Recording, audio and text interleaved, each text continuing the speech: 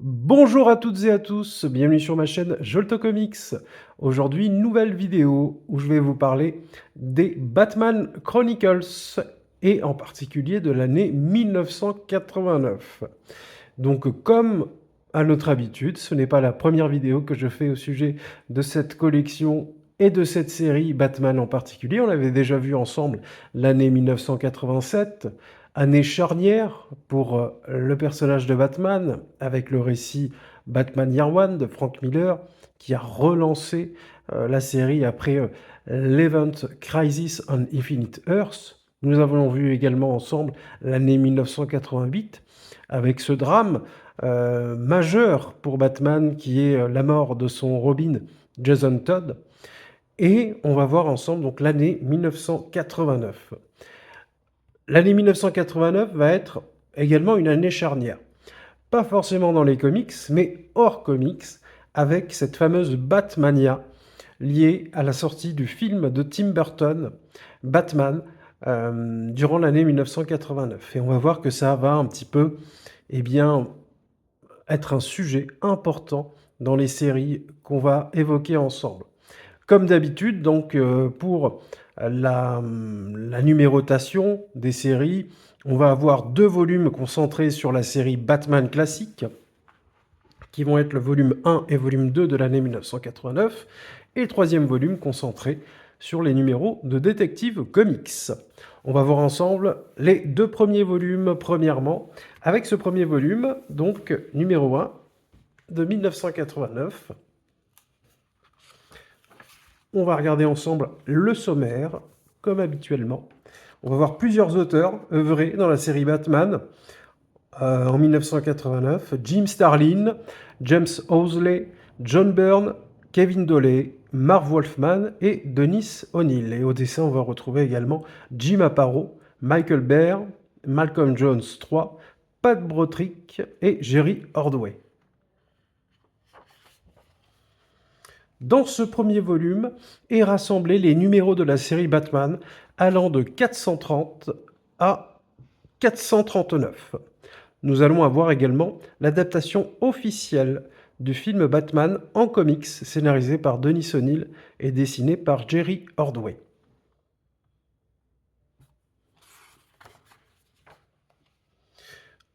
Comme à son habitude, les Batman Chronicles débutent par une préface effectué par Robert Greenberger, habitué des Chronicles, et qui a travaillé chez DC Comics durant ces années, et qui travaillait particulièrement sur la série Suicide Squad, entre autres. Donc on démarre cette année 1989 avec l'équipe Jim Starlin, Jim Aparo et De Carlo à la colorisation, avec un numéro qui s'appelle Fatal Wish en anglais, où on va voir un meurtrier œuvrer dans Gotham City, un pur tueur en série, qui assassine au gré de ses envies des civils.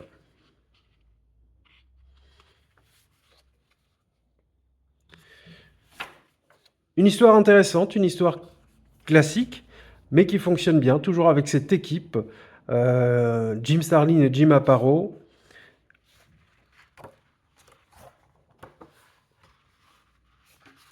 Jim Aparo qui est un dessinateur, je pense que je l'ai déjà dit, que j'aime beaucoup, avec un style très reconnaissable, et qui, malgré son expérience, avait un trait très moderne à l'époque.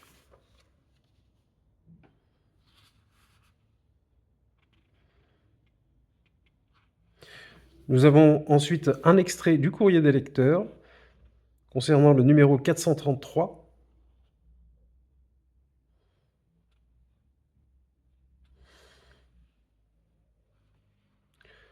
Donc dans ce numéro, il avait une forme de compassion envers l'assassin, ce meurtrier en série. Où Batman cherchait à comprendre les raisons de la colère.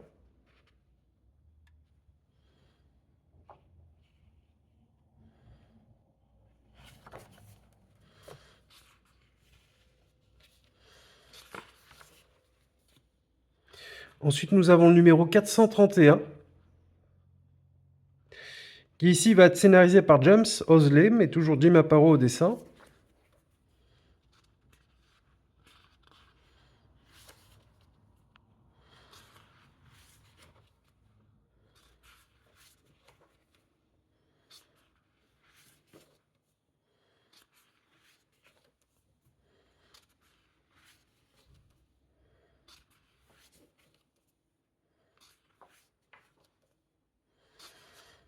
Histoire où on va voir les talents de combattants de Batman. Et également un ancien mentor qu'il a formé.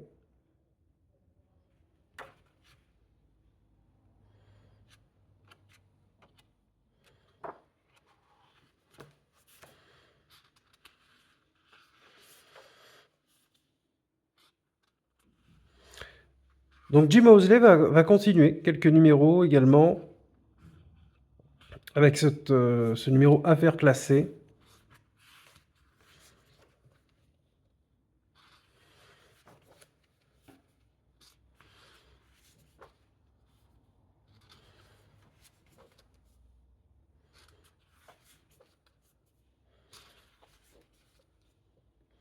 Donc toujours dans ces habitudes de cette époque-là, on avait beaucoup de numéros autocontenus avec un début et une fin qui permettaient en 22 pages de raconter une histoire.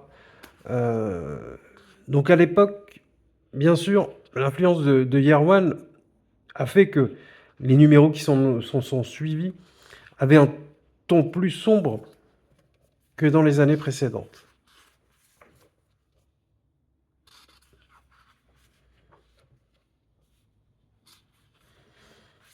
Nous avons toujours voilà, quelques extraits du courrier des lecteurs.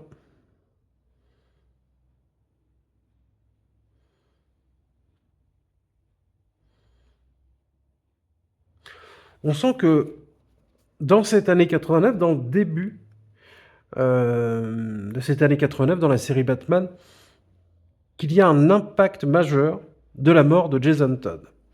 Déjà sur la psychologie de Batman et les actions qu'il va effectuer. On va sentir qu'il est un peu plus en colère, il est un peu plus violent.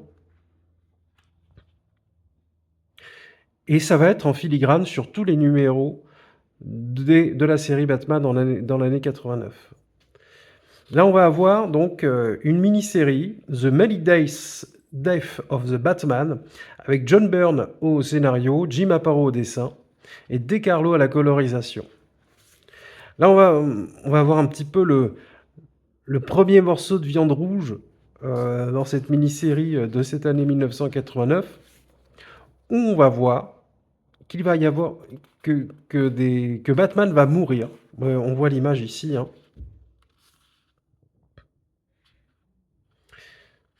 Magnifique planche de Jim Aparo.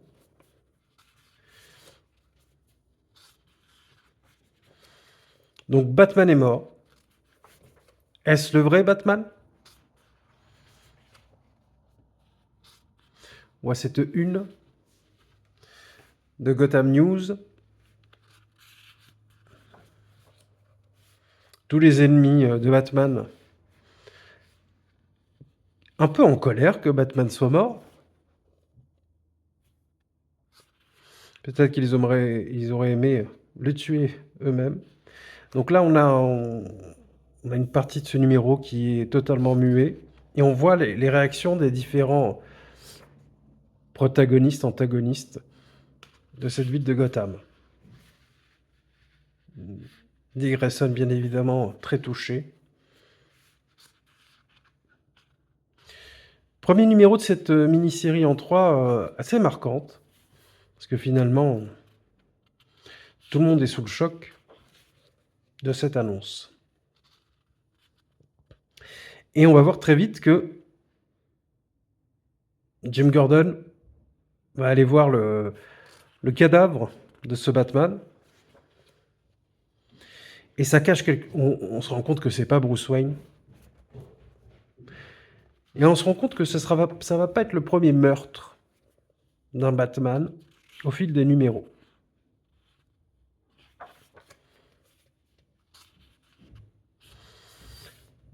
Cette couverture, on voit différents Batman morts. C'est une mini-série que j'ai beaucoup appréciée. Déjà par le talent de Jim Aparo qui n'est pas à prouver. Et puis John Byrne, au niveau du scénario, s'en sort très bien. Bien évidemment, ça cache quelque chose, tous ces Batman morts. On va voir qu'un ennemi, quelqu'un qui en veut à Batman et Bruce Wayne, est à la manœuvre derrière. D'ailleurs,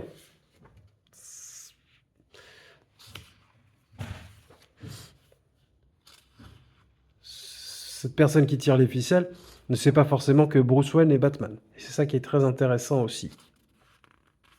On va voir qu'il y a un certain mode opératoire avec les personnes ciblées et qui meurent, donc sont déguisées en Batman. Et il y a un but. Il y a un but à tout cela. Et qui est lié au passé de Bruce Wayne.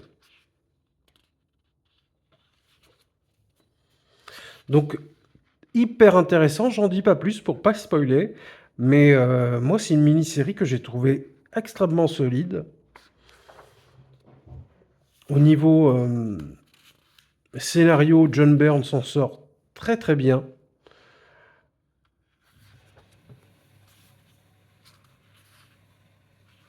Et ça fait partie des points forts de ce premier volume de l'année 1989.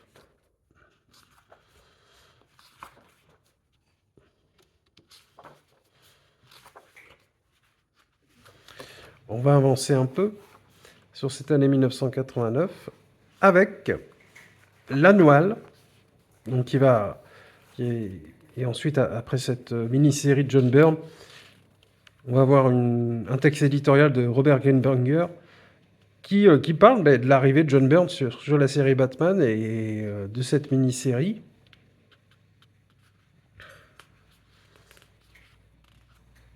Donc John Byrne qui a œuvré énormément sur Superman à ces époques-là, eh bien, fait une petite incartade en écrivant quelques numéros de Batman.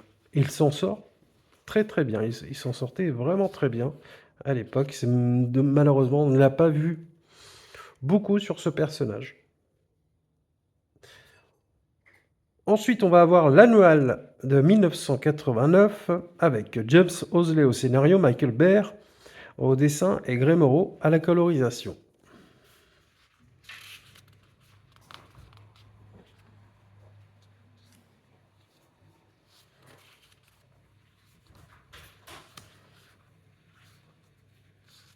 Donc on va voir que le style graphique change un peu par rapport à Jim Aparo.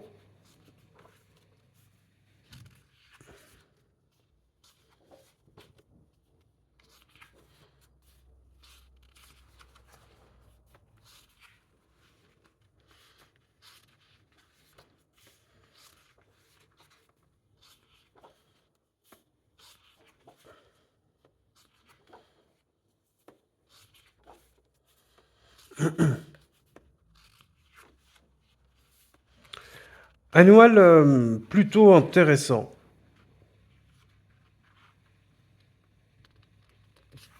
Mais pas non plus mémorable.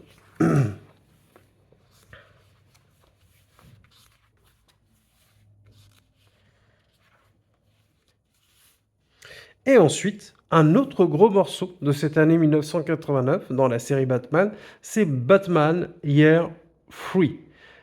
On a connu le Batman Year 1 de Frank Miller, le Batman Year 2, donc qu'on a vu précédemment dans l'année 1988 de Mike W. Barr et Todd McFarlane. Et là, on passe donc à Batman Year 3. Marv Wolfman au scénario, Pat Broderick au dessin et John Beatty à la colorisation. Je vous avais parlé de Batman Year 2 dans des termes peu élogieux, car j'avais trouvé vraiment que le personnage de Batman avait été traité de la pire des façons. On était complètement out of the character, au niveau par exemple de sa position envers les armes à feu.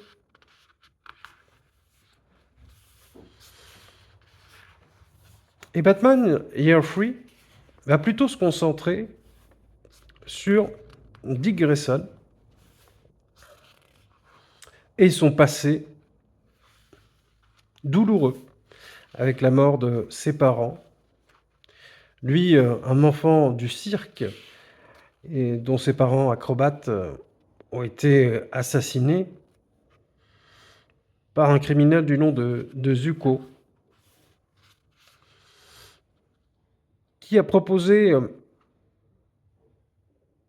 comme les mafieux véreux le font souvent, une protection à cette troupe du cirque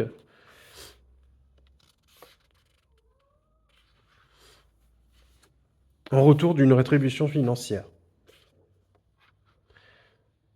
Et le patron du cirque a refusé, et pour se venger, donc, il a coupé les cordes qui permettaient aux parents de Dick Grayson de faire leur spectacle d'acrobatie. Donc on va se concentrer sur Dick Grayson et son évolution en Nightwing.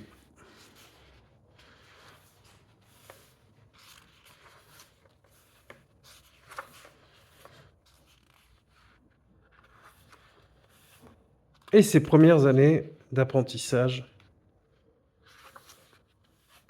en tant que Robin.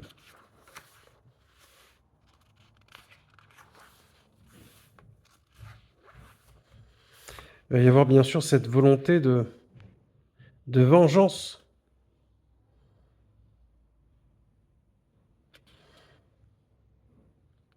de Dick Grayson. Et Batman va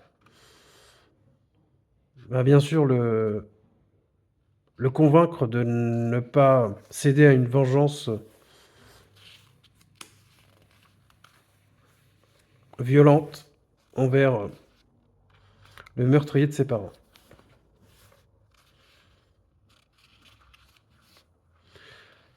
Et ça va transparaître énormément dans cette mini-série, l'impact également de la mort de Jason Todd sur la psyché de Batman.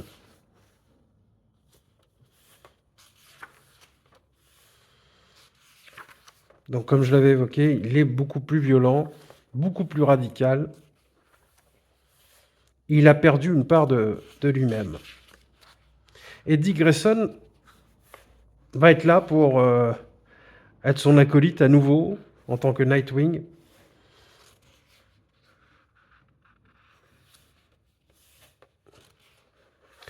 Ça va lui permettre un petit peu de penser ses plaies. Donc c'est une mini-série assez solide, Batman Year 3. J'ai apprécié. J'ai plutôt bien apprécié. Nightwing est un personnage que j'aime beaucoup, et puis la façon dont est traité la mort de Jason Todd est très intéressant.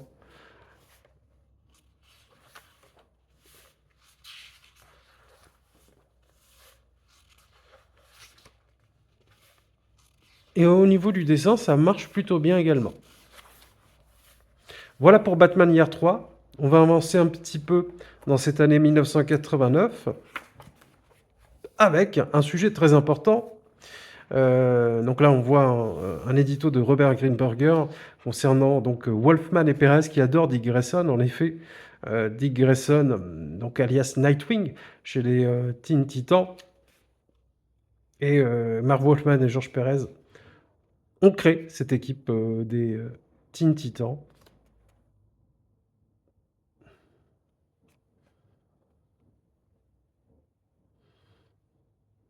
Alors qu'ils ne les ont pas créés, mais ils ont repris la série et qui leur ont donné les lettres de noblesse aux Teen Titans. Nous avons ensuite une double page éditoriale écrite par Ian Graff qui va nous poser le contexte de l'époque concernant l'adaptation cinématographique du film Batman, réalisé par Tim Burton, Batman interprété par Michael Keaton et avec au casting entre autres Kim Basinger, Jack Nicholson interprétant Joker, et qui fut la première adaptation cinématographique du personnage de Batman,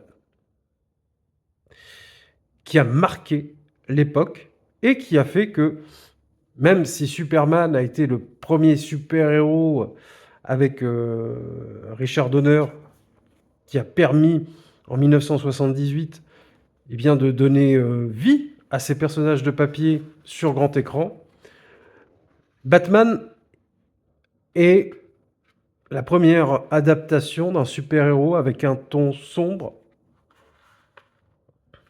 Et Tim Burton a eu énormément d'inspiration, s'est inspiré de beaucoup de comics pour ce faire.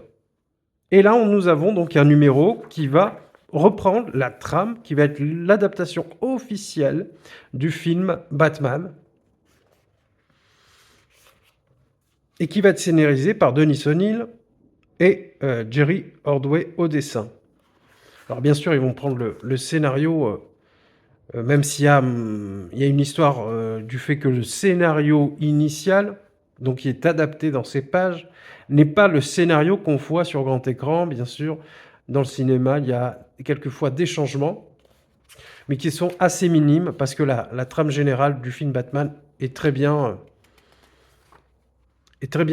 adaptée dans ce comic book. Au niveau graphique, on voit que Jerry Ordway s'attache à rendre ces personnages hyper ressemblants aux personnages du film, que ce soit Jack Nicholson, Kim Basinger ou Michael Keaton, entre autres pour les personnages principaux. Pour ceux qui ont vu le film, bien sûr, c'est très ressemblant, mais c'est intéressant de voir que dans la narration graphique, la mise en scène, Denis O'Neill et Jerry Ordway prennent quelques libertés également. C'est très intéressant, j'ai passé un très bon moment à la lecture de cette adaptation. Et bien sûr, c'était un outil commercial à l'époque, à la sortie du film. Et on voit également le travail en amont, hein, parce qu'ils ont dû travailler avec la Warner qui leur a envoyé le script, quelques photographies des plateaux de tournage, les photos des différents personnages, pour pouvoir en faire une adaptation au plus proche du film, avec cette fameuse Batmobile. Voilà que se termine le premier volume de l'année 89 pour la série Batman, avec de plus son adaptation officielle du film en comics. Quelques recherches graphiques. Hyper intéressant, hyper convaincu par ce début d'année 1989 dans la série Batman, avec des éléments forts. La mini-série de John Byrne, Toutes les morts de Batman, The Many Deaths of Batman en 3 numéros, et également Batman Year 3 en 4 numéros, et l'adaptation officielle. Les quelques numéros sont des numéros également très agréables à suivre.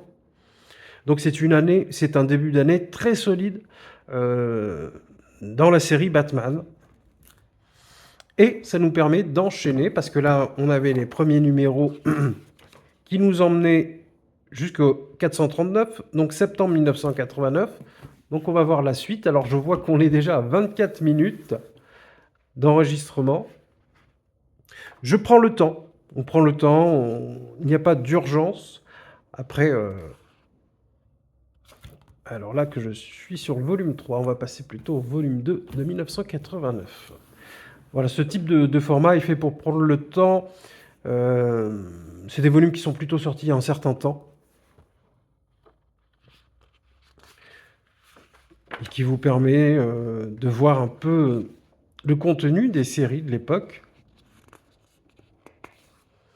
Donc là, Deuxième partie de l'année 1989 pour les séries Batman, avec au scénario on va retrouver Marv Wolfman, George Pérez, Grant Morrison, Mandy Newell, Len Wein, Dan Raspler, McW Barr, John Strnad, pardon pour la prononciation, Neil Gaiman, Mark Veronide et Alan Grant. Au dessin, Jim Aparo, George Pérez, Dave McKean, Joe Brozowski, Tom Grummett, Bernie Miro, Keith Giffen, Kevin Nolan, Mark Buckingham, Pat Broderick, Sam Kiff et Mike Hoffman. Le contenu, un peu plus riche quand même que la première année, que le premier volume pardon, de l'année 1989, où on va avoir des numéros de New Titans 55, alors ça va être des extraits, et on attaque donc Batman 440 avec A Lonely Place of Dying, maxi-série, mini-série plutôt, en 5 numéros, qui va être lié à la série The New Titans. Ça va être une mini-série en crossover. Et on va avoir une bonne partie également de ce volume qui va être consacré au Secret Origins spécial, où on va avoir différents portraits d'ennemis de Batman. Donc le Special Origins numéro 1, Secret Origins spécial numéro 1, Secret Origins 36, 39, 44. Et on finira ce volume avec la mini-série Catwoman Air Sister Skipper de Mindy Newell et Joe Brozowski. Et pour terminer, l'indémodable Arkham Asylum, pour terminer ce volume. Donc récit complet de Grant Morrison et de Dave McKean. Donc toujours préface de Robert Greenberger et également de Marv Wolfman qui va évoquer évidemment les New Teen Titans avec George Pérez. On va débuter ce numéro avec Nightwing et Jason Todd. Alors ça va être un court extrait, mais on va voir. Je vous parlais de l'impact de la mort de Jason Todd sur les séries Batman. Là, on est en plein dedans. On sent que Batman est complètement déboussolé et Nightwing va essayer de lui venir en aide. Et il va pas forcément le prendre bien.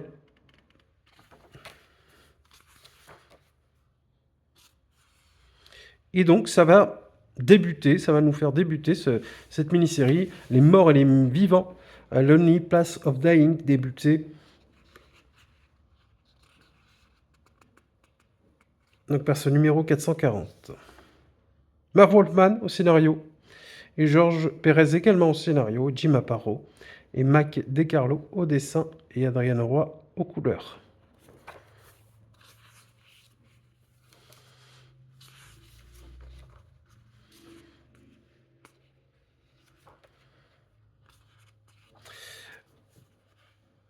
Ce volume va débuter par Bruce Wayne, alias Batman, qui suite à un combat assez violent, se retrouve très blessé. Et on va voir que la presse, eh bien, se rend compte que Batman a un mode opératoire beaucoup plus brutal qu'avant. Il tapasse les bandits, il se déchaîne. On sent qu'il a envie de penser à autre chose et que la mort de Jason Todd. Et ce qui en fait qu'il en prend plus de risques. Il en perd sa stratégie, une partie de sa stratégie, ses compétences d'enquêteur. Il y va vraiment sans filer et ça on ressent, il prend du plaisir à se battre et à être violent.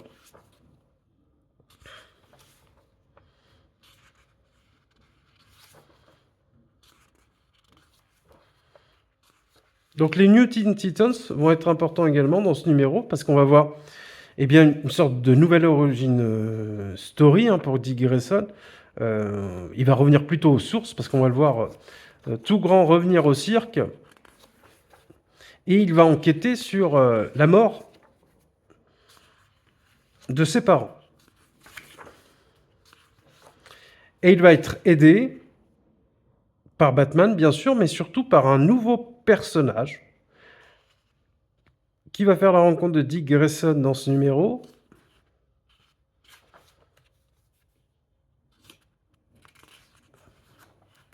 Un nouveau personnage extrêmement important.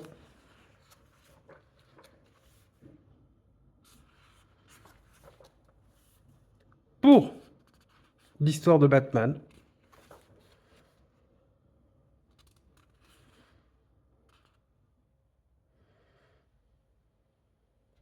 Et qui s'appelle Tim Drake. Et qui n'est rien d'autre que le futur Robin, celui qui va prendre la relève de Jason Todd. Tim Drake, il a finalement beaucoup de différences avec les précédents Robin. Tout d'abord, il a une famille, il a des parents, et c'est un garçon qui a un sens de la déduction très important. Un sens de la déduction très important, ce qui en fait un point commun avec Batman. Il a réussi, tout seul, par le biais d'indices, à remonter la source de l'identité de Batman et également de Dick Grayson. Et il a senti que Batman avait changé à cause de la mort de Jason Todd. Donc un garçon très intelligent et qu'on va découvrir via cette mini-série. Moi, je me suis tout de suite attaché à ce garçon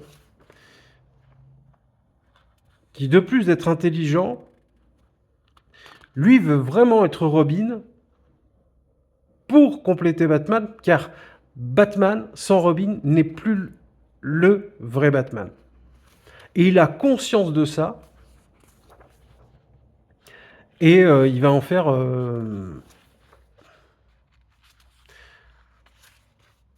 il va s'en faire un point d'honneur de devenir le prochain Robin, pas parce qu'il y est forcé, parce que Batman en a besoin, et parce qu'il a également envie de faire justice. Donc mini-série extrêmement solide, un pan essentiel de l'univers de Batman, qui va nous faire introduire un nouveau Robin, également revenir sur une part importante de l'histoire de Dick Grayson.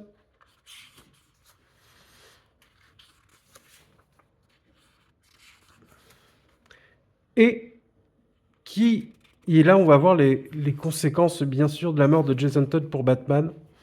Et est-ce qu'il va pouvoir se relever avec l'aide de Dick Grayson et de son prochain nouvel acolyte, Tim Drake. Voilà cette magnifique planche de Batman. Donc, essentiel, mini-série, qui de plus d'être d'une très bonne qualité, de très bonne facture. Parce qu'on voit également une enquête avec Harvey Dent. Harvey Dent, fan des crimes avec des indices.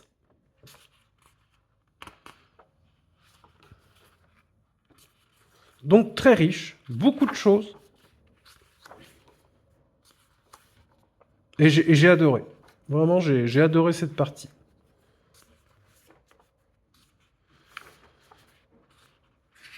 Et surtout, l'introduction de Tim Drake qui est assez passionnante. D'ailleurs, nous avons un texte éditorial de Robert Greenberger. Ensuite, cette partie-là, je vais passer assez rapidement, c'est les Secret Origins, donc des vilains. Donc plusieurs artistes ont œuvré à numéros spéciaux où on va se concentrer sur différents ennemis. Il va y avoir entre autres le Pingouin, ici présent, Poison Ivy, avec une relation tumultueuse avec Green Lantern, Clayface, plusieurs versions de Gueule d'Argile, l'Homme Mystère, qui est peut-être l'un des numéros les plus originaux, les plus fous, qui est très intéressant. Donc il y a un peu à boire et à manger dans tous ces Secret Origins. Ça rajoute de la profondeur aux ennemis de Batman parce que il n'y a pas forcément eu des numéros dédiés auparavant sur ces différents ennemis. Harvey Dent, bien sûr.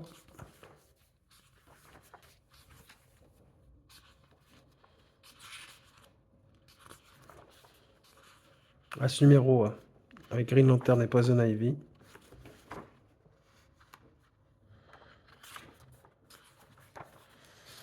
Animal Man et Mad Bat également.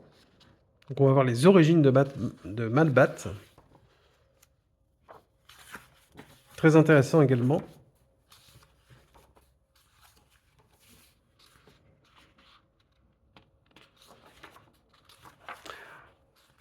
Ça rajoute quand même pas mal de matière sur les différents ennemis de Batman. Et j'imagine que ces origines vont être utilisées dans de prochains numéros. Nous allons avoir Gueule d'Argile 2. Donc cette femme, Gueule d'Argile.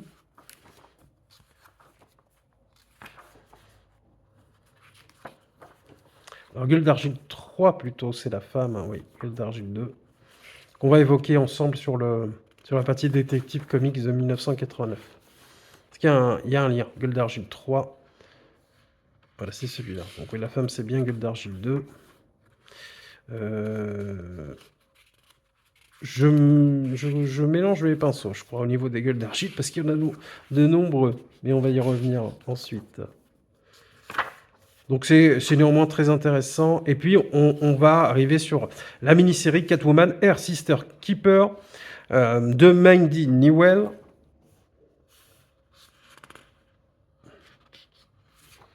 Au scénario et au dessin Gigi Birch et Michael Baer. Là on est sur un Catwoman Year One, complètement. On va voir les origines de Selina Kyle, de Catwoman, qui était précédemment prostituée sous l'influence d'un Mac violent et qui s'est reconvertie en tant que bonne sœur et ensuite comme est-ce que c'est une super-héroïne? On est plutôt dans un rôle ambivalent pour Catwoman.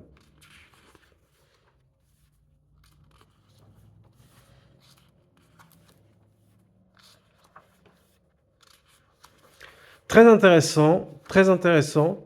Comme numéro qui permet bien sûr de rajouter des origines à Selina Kyle Catwoman et de la profondeur au personnage. Et écrite par Mandy Newell, qui finalement, est-ce qu'une femme est le plus à même de parler d'une héroïne, ou même d'une anti-héroïne plutôt? Eh bien, c'était plutôt pertinent, en effet, ça fonctionne très très bien. Ça fonctionne vraiment très bien. Et là, on va terminer. Alors voilà, petit spoil, bien sûr. Bruce Wayne et Catwoman s'embrassent au clair de lune. Arkham Asylum, qui va conclure ce volume de l'année 1989 dans la série Batman. Arkham Asylum, récit complet de Grant Morrison au scénario et Dave McKean au dessin.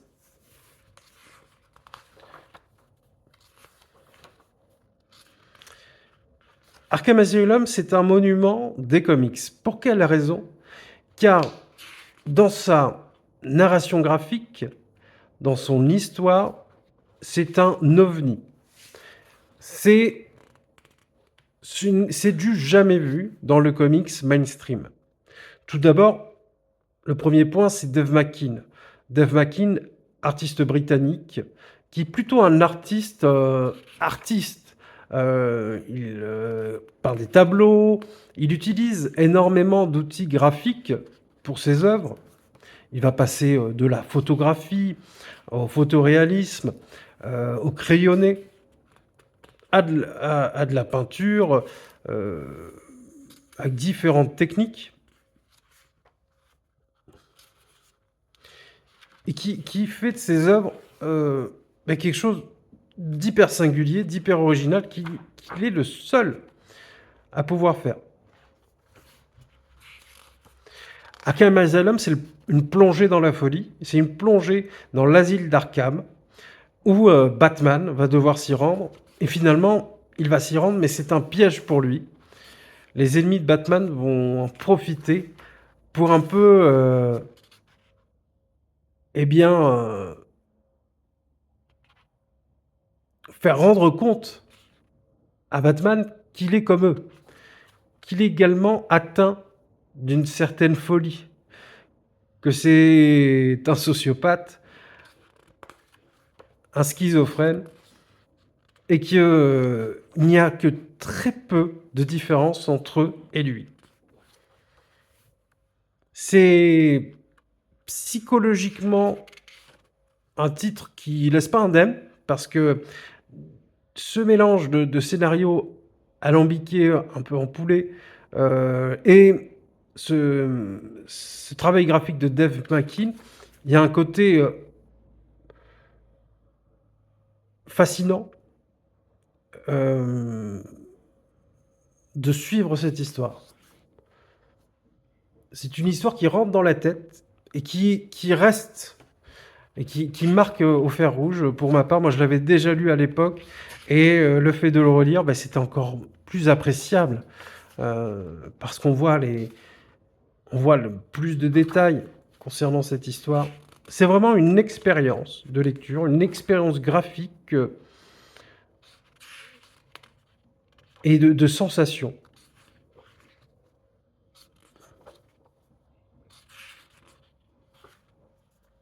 Et on voit que la violence psychologique peut être beaucoup plus importante que la violence physique. Et c'est un indispensable, hein, c'est une œuvre qui, à sa manière, a changé également l'histoire des comics, parce que c'est l'un des premiers ouvrages qui a fonctionné en tant que récit complet, que roman graphique, comme on l'appelle maintenant, et qui a été vendu en librairie, et qui a eu un succès monstre à l'époque, et un succès toujours à l'heure actuelle. Beaucoup de gens ont lu un comics de Batman, en passant par Arkham Asylum, qui a un côté un peu plus littéraire et œuvre artistique que les comics mainstream qui sortaient tous les mois. Donc c'est un récit majeur dans par beaucoup de biais.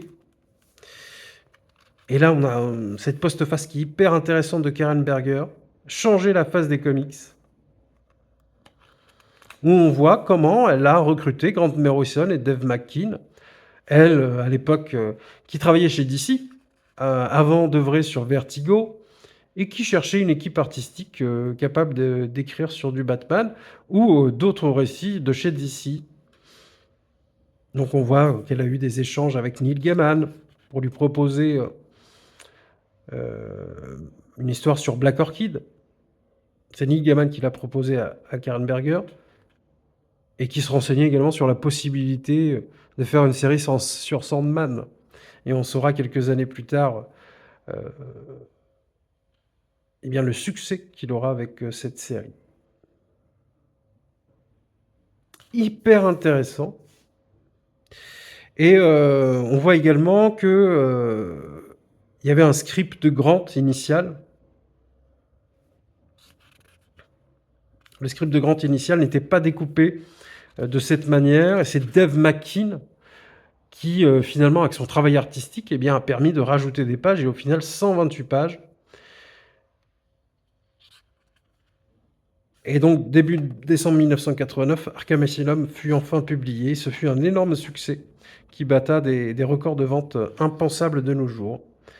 1,5 million d'exemplaires à l'époque de l'écriture de ce texte. Donc c'était en 2004. Donc nul doute que les chiffres ont évolué. Et ça en fait le roman graphique original le plus vendu de toute l'histoire des comics américains. Et Grant et Dave McKean, suite à cela, sont devenus des auteurs majeurs et influents et ont étendu leur activité à d'autres arts. Donc c'est une œuvre à lire, bien évidemment, et une œuvre majeure des comics modernes. On a également ensuite un texte de Grant Morrison. Donc toujours dans ces collections Batman, la collection Chronicles, ces contenus éditoriaux qui sont hyper intéressants, qui donnent beaucoup de matière et nous en apprend beaucoup sur les coulisses éditoriales, sur la culture comics. Et c'est passionnant. Nous avons même un plan de l'Institut Arkham, de l'asile d'Arkham. Voilà pour ce deuxième volume de l'année 89 qui termine les numéros de la série Batman. On va passer et terminer. Je pense que cette vidéo fera 1 heure, mais c'est fait pour ça, les formats Chronicles. On prend le temps. Detective Comics, on l'avait vu ensemble l'année 87, où j'étais un peu mitigé sur les histoires. L'année 88 m'avait époustouflé, avec l'arrivée d'une équipe artistique. Alan Grant, John Wagner au scénario au départ. John Wagner étant parti, Alan Grant s'occupait seul du scénario et avec au dessin surtout le fabuleux Norm Breyfogle. Donc on va voir qu'on aura Alan Grant, John Wagner, Sam Hamm, Mark Waid, Brian Augustine au scénario de cette année-là, Norm Breyfogle, Eduardo Barreto, Denis Cowan et Val Semmex au dessin. L'année 1989, donc dans la série Detective Comics, dans ce volume, on va avoir les numéros 596 à 609. Nous allons avoir également l'annual de Detective Comics scénarisé par Mark Waid et Brian Augustine et Val Semmex au dessin. Dans la plupart des numéros, ça sera le duo Alan Grant, Norm Breyfogle. Mais nous allons avoir également un gros morceau dans ce volume-là qui va être à partir du Détective 598, Détective Comics. Donc on va avoir une mini-série en 3 parties, Blind Justice, qui en approche du 600e numéro, d'une forme de numéro anniversaire, en 3 parties. Donc ce volume-là, cette partie-là, elle va être scénarisée par Sam Hamm. Sam Hamm, eh bien, c'est pas anodin, parce que c'est le scénariste du film Batman, qui est sorti la même année. Et on va voir Denis Cowan au dessin. Mais on débute ce volume avec 2 numéros classiques de la série Detective Comics, janvier et février, scénarisés par Alan Grant et John Wagner. Alors, est-ce que John Wagner était encore cité comme scénariste pour avoir une partie d'échecs, parce qu'on sait très bien, le volume précédent nous a appris que c'était plutôt Alan Grant qui écrivait et John Wagner était crédité, n'est pas forcément aux manettes. Donc Detective Comics, par cette équipe artistique, et à cette période-là, avait un ton très sombre, et surtout mettait en avant des vilains, ou créait des vilains méconnus. Donc on a eu beaucoup de vilains qui ont été créés à cette époque-là, en particulier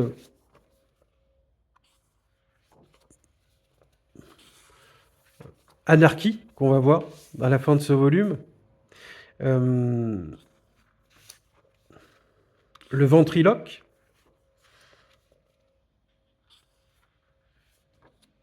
etc. Je vous laisse vous référer à la précédente vidéo 1988 où j'en parlais.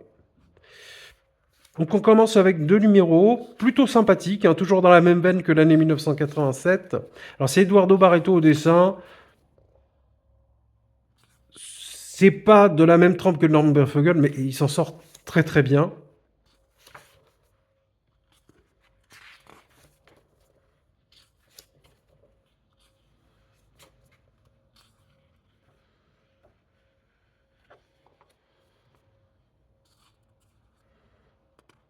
Alors cette histoire se concentre sur un homme très peu scrupuleux qui emploie des gens pour violenter d'autres gens dans la ville de Gotham et les filmer et en faire des courts-métrages de violence qu'il va projeter aux riches de Gotham qui vont se faire plaisir à voir de la violence crue sur grand écran. Et là, il a un plan génial pour faire le meilleur film, c'est eh bien de faire tabasser Batman. Donc Batman va enquêter dessus, bien sûr, et va mettre à terme à toute cette histoire. Là, gros pan de ce volume avec Blind Justice. Donc Sam Hamm au scénario, Sam Hamm, donc comme je vous l'ai dit, scénariste du film Batman, Dennis Cowan qui a officié sur Deathlock chez Marvel et surtout The Question chez DC Comics. Et finalement, à l'arrivée du numéro 600, DC voulait faire quelque chose de spécial et s'est dit que d'inviter le scénariste du film à faire une mini-série allant jusqu'au numéro 600, incluant même le numéro 600, ça pourrait être quelque chose d'intéressant.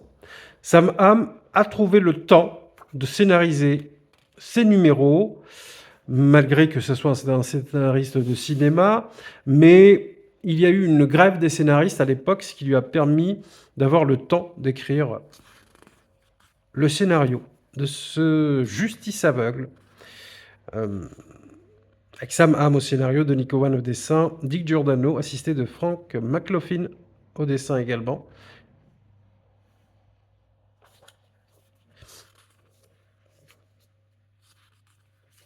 Donc Blind Justice va être un récit assez dense sur ces thématiques.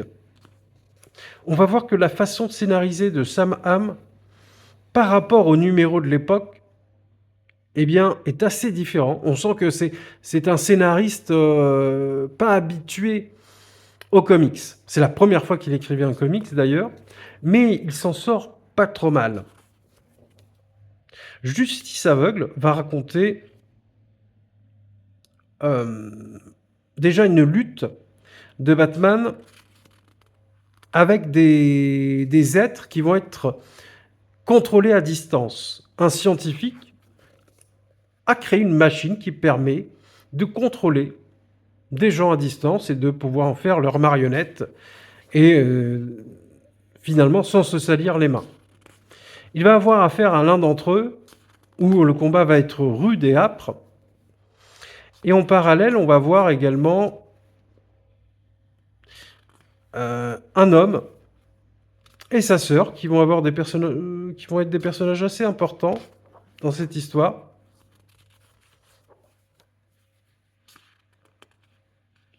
L'un de ces hommes fait partie de ces hommes manipulés à distance, cette sorte de cobaye.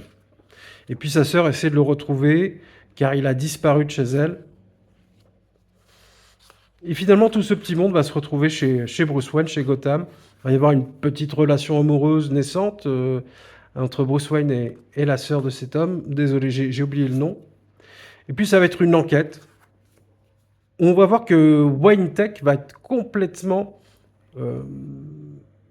partie prise de cette expérience scientifique et criminelle. Et donc Bruce Wayne va devoir faire le ménage dans son entreprise et également dans les rues de Gotham. C'est très dense, comme je vous l'ai dit, mais c'est néanmoins très intéressant.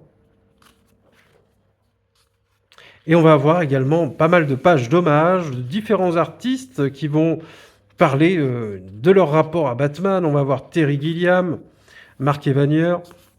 Alors, tout le monde n'est pas énormément connu. Terry Gilliam, bien sûr, on le connaît, l'un des Monty Python, et formidable réalisateur de films qui sont majeurs. Brasil, par exemple. Will Murray, Tom Fagan, Jim Shooter. Voilà. Donc là, pendant cette période-là, avant de fêter le 600e anniversaire de Detective Comics, Dans les numéros, on avait des pages hommages à notre Chevalier Noir. Donc vous voyez, c'est un... Même si c'est en 3 numéros, c'est des numéros vraiment oversize. Donc une bonne partie de ce volume se concentre sur cette mini-série Justice aveugle.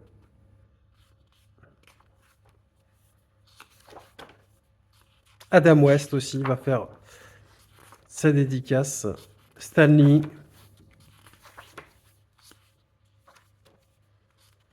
Et on va reprendre un peu nos habitudes avec le retour de l'équipe artistique Alan Grant, Norm Breyfogle, avec Tulpa, faiseur de monstres. Donc la première partie,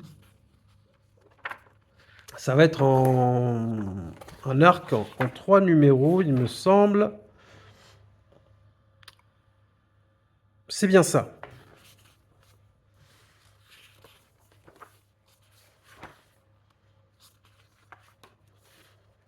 Donc le retour de Norman Breyfogle qui fait plaisir au dessin.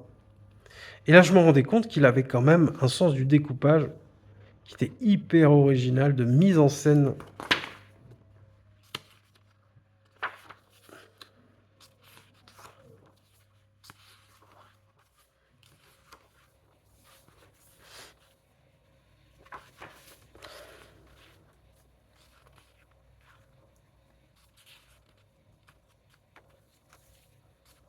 Donc là, ça va être très intéressant cette mini-série parce qu'on va avoir une sorte de démon qui va apparaître dans Gotham. Et ce démon, eh bien Batman, il va pas pouvoir s'en sortir tout seul pour le combattre. Et il va faire appel à un personnage connu dans le lore de DC.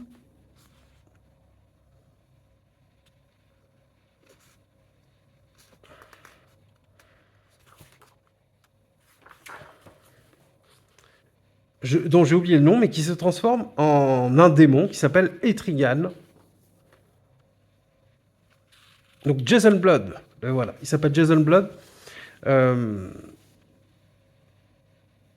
Donc il se transforme en un démon qui s'appelle Etrigal, Etrigal, qui a été créé par Jack Kirby dans une série de 1972 appelée Le Démon, qui est disponible en collection DC Archives. Et ça racontait comment un immortel gérait sa relation avec un monstre médiéval. Et c'est devenu un personnage assez populaire depuis. Et donc là, il va être présent dans cette mini-série. Il va avoir un rôle très important. Au départ, il ne veut pas du tout se transformer en Etrigan. Mais là, voilà. Plutôt très sympa. Puis d'avoir un petit peu des personnages comme celui-ci qui s'inclut dans Gotham avec cette scène très marrante.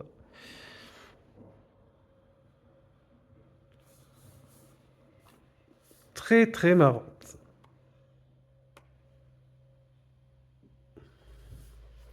Ou Etrigan, lui, démon hyper violent. On voit beaucoup de points communs entre lui et Batman et il le prend... ils deviennent amis. Ensuite, on va voir The Mud Pack, concentré totalement sur une alliance des différents gueules d'argile.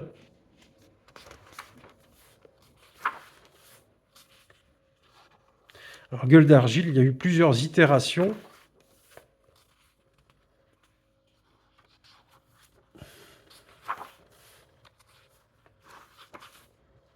Le principal et le plus connu est cet acteur maudit qu'on a pu voir dans la série animée Batman.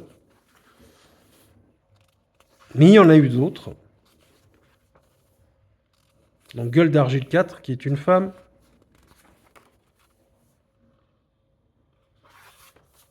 Qu'on a vu dans l'un des numéros de la série Batman Secret Origins, dans le volume de Batman 1989, volume 2.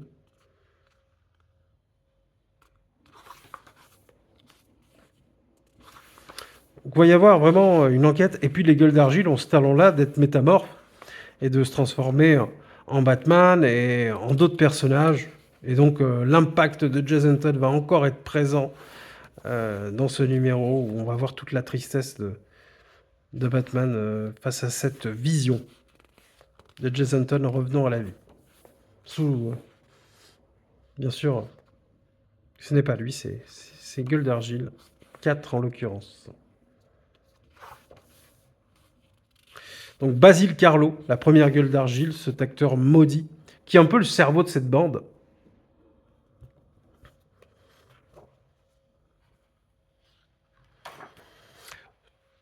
Plutôt intéressant, mais pour moi, pas l'un des travaux qui m'a marqué. Du passage de Norm Breyfogle et Alan Grant sur la série Detective Comics. J'ai pas beaucoup d'affect pour les Gueules d'Argile. Et on a une postface, voilà, on a le courrier des lecteurs.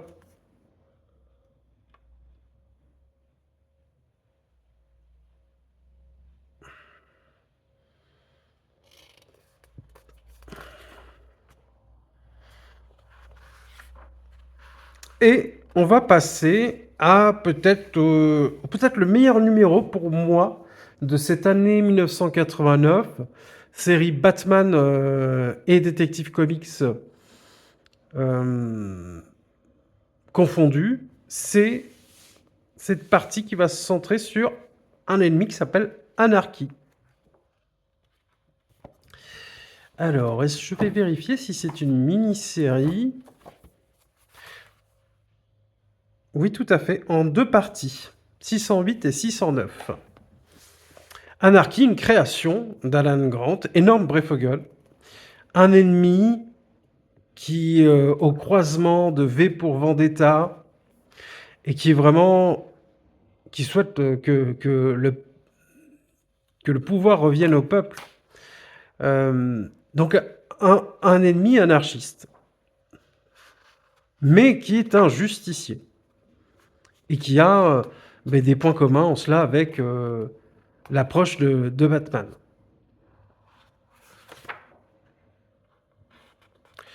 Donc Anarchy va s'attaquer aux dealers de drogue, qui selon lui pervertissent la jeunesse. Et Bruce Wayne, en tant que Batman, ne va pas pouvoir laisser cet ennemi Anarchy, ce personnage, s'en prendre à des dealers de façon violente. Et on va voir que ça va être plus compliqué que ça, la relation entre ces deux personnages, parce qu'il y a une sorte d'admiration également de Bruce Wayne envers ce personnage, qui comprend son but, qui le respecte, mais qui ne peut pas le laisser faire.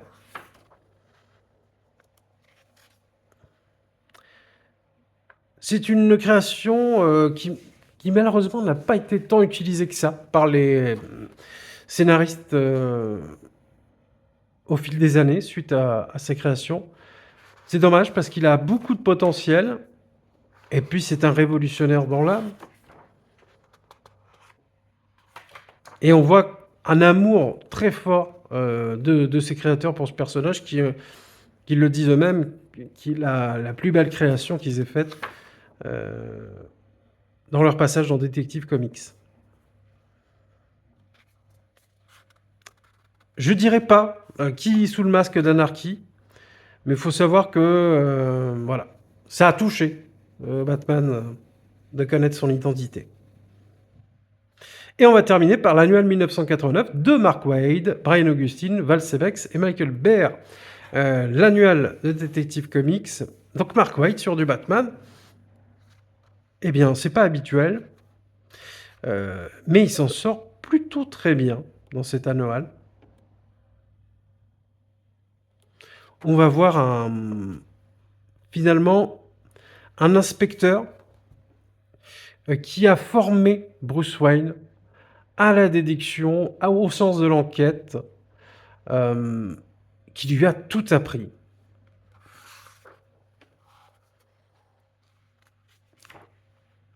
On le voit au fil des numéros, mais Batman a eu énormément de mentors et de formateurs dans différents domaines.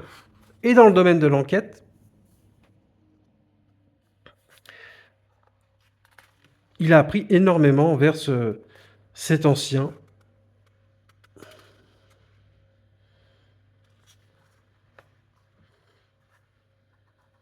Harris.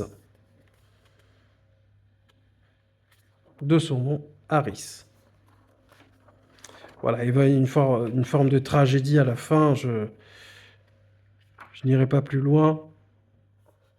Mais c'est néanmoins extrêmement intéressant. Harvey Harris, qui a été fondateur dans la formation de Batman et à qui on lui doit son esprit d'inspecteur, de déduction, qui en fait l'un des super-héros les plus intelligents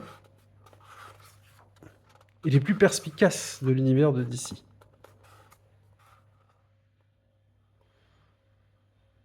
Et il en voudra toujours au meurtrier de Harvey Harris. Avec une conclusion assez remarquable également de cet annual.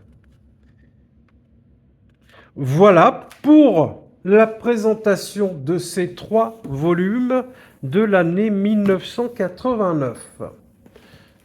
Volume 1, volume 2, volume 3.